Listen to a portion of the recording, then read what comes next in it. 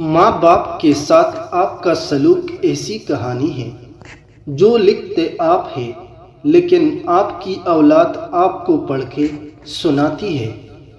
درویشوں کے علاوہ دنیا کے باقی لوگ بچوں کی مانند ہیں جو کہ دنیا کے کھیل میں مگن ہیں۔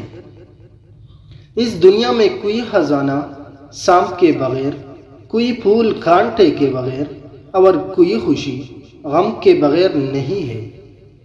اپنی آواز کے بجائے اپنے دلائل کو بلند کیجیے۔ پھول بادل کے گرنے سے نہیں برسنے سے اگتے ہیں۔